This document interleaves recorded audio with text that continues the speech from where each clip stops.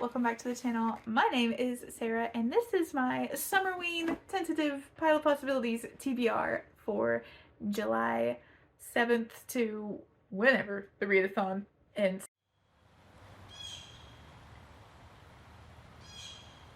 So the prompts this year are pretty vague and there's only, what, 5 of them? So this should be it's very low-key readathon to begin with, but hopefully for me it'll be more low-key.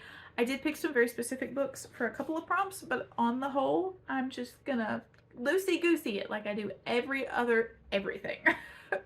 So, prompt number 1 is to read a book in the dark. I do that every day when I go to bed at night.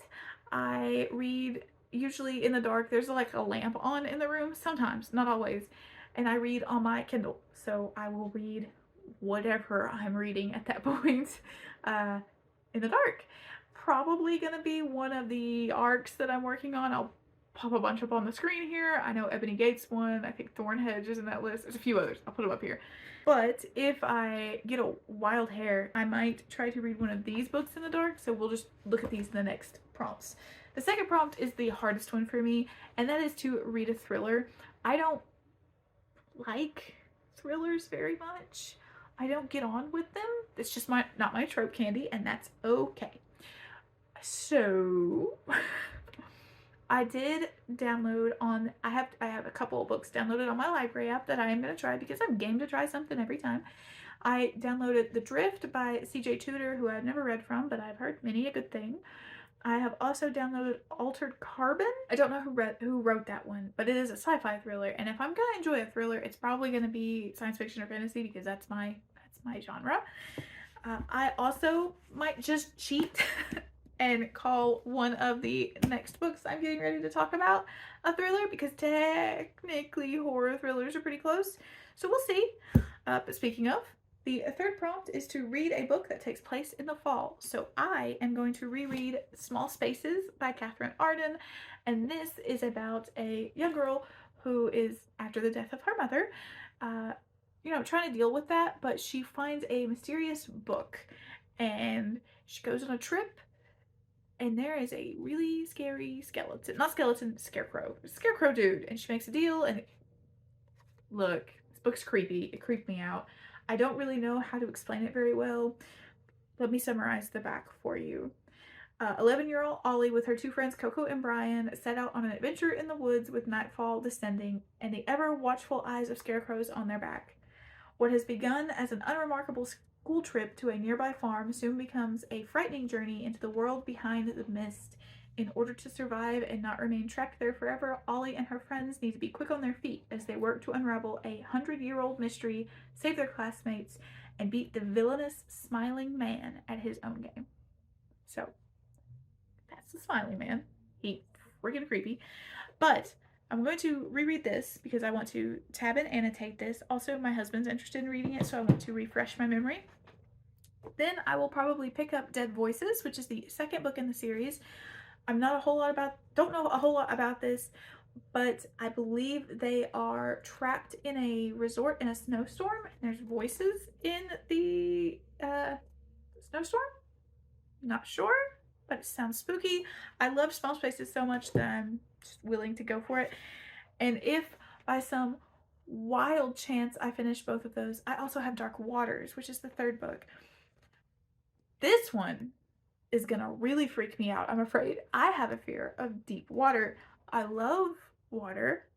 I am a fish in a human body, but I am terrified of this sort of a thing. I'm terrified of deep water. I don't know what's underneath there. I don't like things coming up and giving me a fright.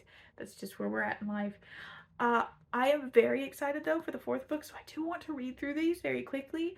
The 4th book is a clown, and I love clowns, mainly because my husband hates them, but I do want to get to that 4th book to read it. So these will be my set in the fall / maybe thriller books. We'll see. They're the most summer-weeny of my TBR.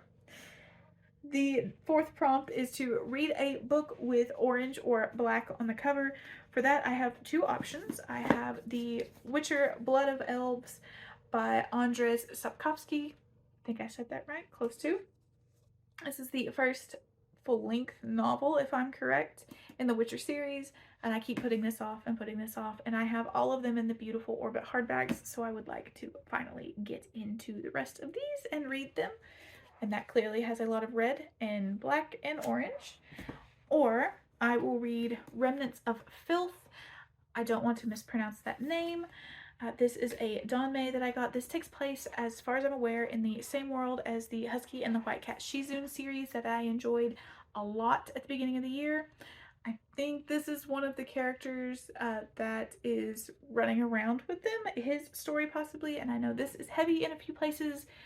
I have been warned of some of the triggers in this, so I am going into this knowing that, but this has orange and black on the cover, so I will be considering that for that prompt. And the final prompt is to read a manga, graphic novel, or novella, which is my sweet spot. That is the stuff that I love. For novella, I have Mammoth at the Gates. This comes out in the fall. This is the 4th Singing Hills cycle book, I think, 4th or 5th. So I may read that arc as a novella, but I'm also reading several manga series right now, so I may just pick one of them up. I am currently in the middle of Black Clover, which would kind of fit the Summerween vibes, and totally not fitting, but very fun anyway. I am also reading The King's Beast, Imakoi, and hold on, my brain just went, nope. I've got JoJo's Bizarre Adventure, and hold on. I lost one. How did I lose it? Where did it go? Well, that's what happens when you film this many videos in a day. I've got a bunch of manga series on the go. Anything, I'm constantly reading manga, so any of those I may read. If I feel like trying it, I also have the Drifting Classroom on the app that I could read, which is very spooky, horror adjacent, I have been told, so I might pick that up. We'll see what happens. I don't know how I feel about that one because it's a bunch of kids getting like transported to a horror realm, and I don't like kids in danger. We'll see what happens. We'll see what happens. But that's my Summerween tentative TBR. If anybody has any suggestions for good thrillers for people who don't like thrillers, I also can't handle like endangered children or dead children or anything. I don't do those. Don't recommend me those. But if you have any other thrillers, let me know down below. That would be fantastic. And I will talk to you guys in my next video. Like, comment, subscribe, all that good stuff, and I'll see you then. Bye.